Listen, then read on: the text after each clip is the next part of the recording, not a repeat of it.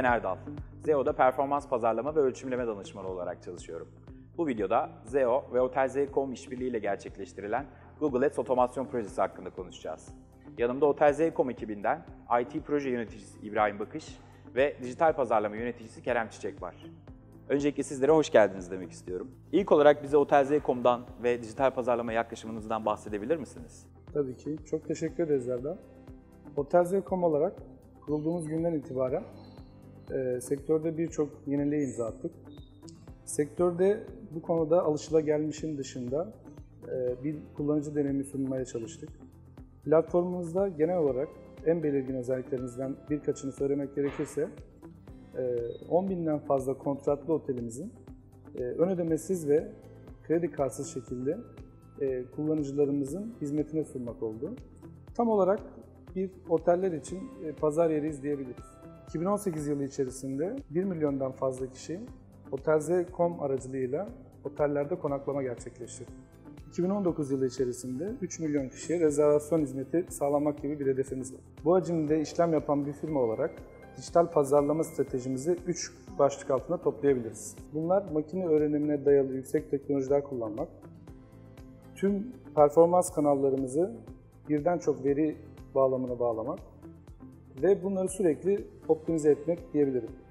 Peki bu çizgide ilerleyen bir şirket olarak ZEO ile işbirliğiniz nasıl başladı? Kısaca şöyle söyleyeyim, biz performans kanallarının manuel yönetilmesini çok doğru bulmayan bir firmayız.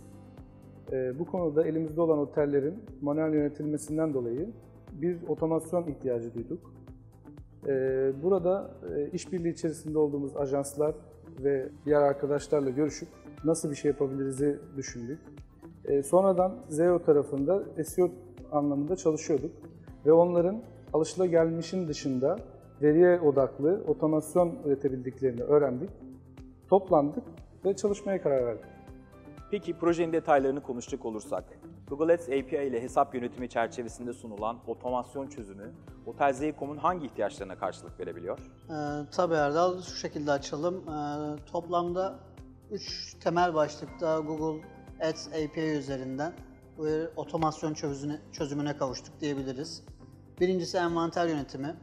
Sistemimizde bulunan 10.000'den fazla ürünü dinamik bir şekilde reklamlarını koordine edebiliyoruz. Sistem yeni gelen bir ürünün reklamını kendisi açıyor. Aynı şekilde çıkan ya da sorunlu bir ürün tespit ettiğinde de reklam yayını otomatik olarak durduruyor.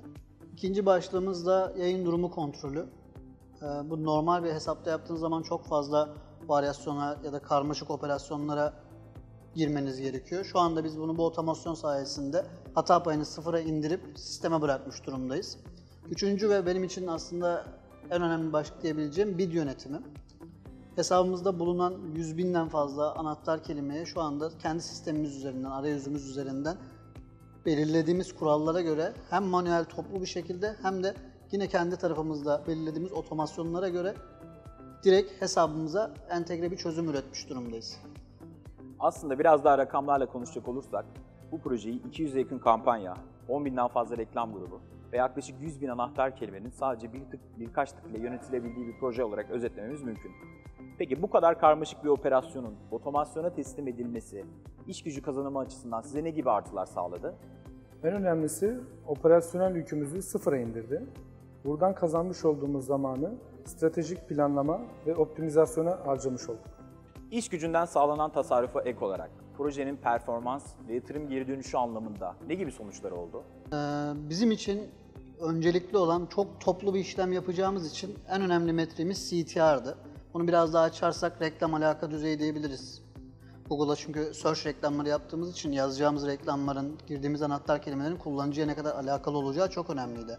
Hani bu sistemde bir klikle belki yüz binlerce reklam oluşturduğumuzda ilk izlediğimiz metrik buydu. Birinci fazda beklentimizin üzerinde %26 oranında bir CTR artışı elde ettik. Yani hem reklamlarımızı tek dokunuşla açmış olduk hem de %26 daha fazla insana bu reklamlar alakalı olmuş oldu. Bunun yanında diğer önemli metriklerde conversion rate, edinme başı maliyet gibi metriklerde de yine AB testlerimizi devam ettiriyoruz ama şu ana kadar %9, %8 oranında ZEO ile açtığımız reklam ad gruplarının hepsi winner pozisyonda. Hani her tarafında bir iyileşme gördük. Şu anda zaten bütün sistemi kurmamızın amacı da sürekli optimizasyon yapmak olduğumuz için şu anda ileriyi çok daha olumlu öngörüyoruz.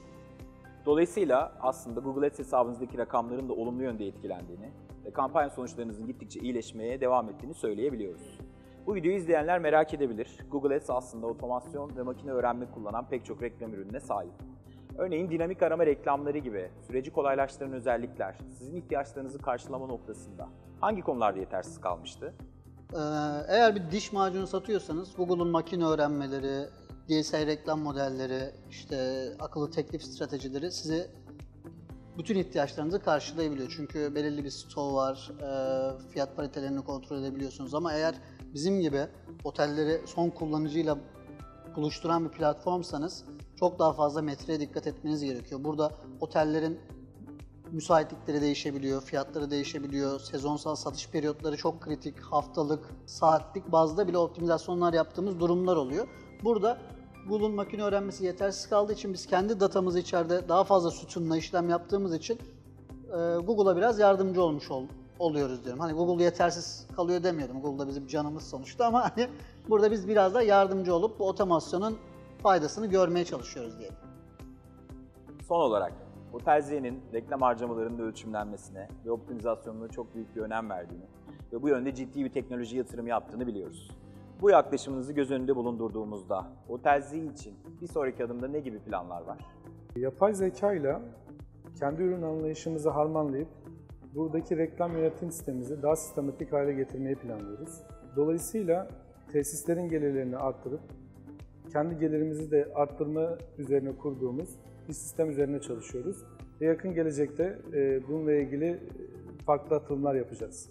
Ayrıca bu sene Deloitte Teknoloji Fast 50 programında ilk 10'a giren tek turizm şirketi olarak onurlandırıldık. Bu da teknolojiye vermiş olduğumuz önemi bir hayli gösteriyor olsa gerek. Biz de size büyüme yolculuğunuzda başarılar diliyoruz. Zeo ve Otelzi.com işbirliğiyle gerçekleştirilen Google Ads otomasyon projesinin detaylarını dinledik. Katılımcılarımıza teşekkür ederiz. Bir sonraki videomuzda görüşmek üzere. Hoşça kalın.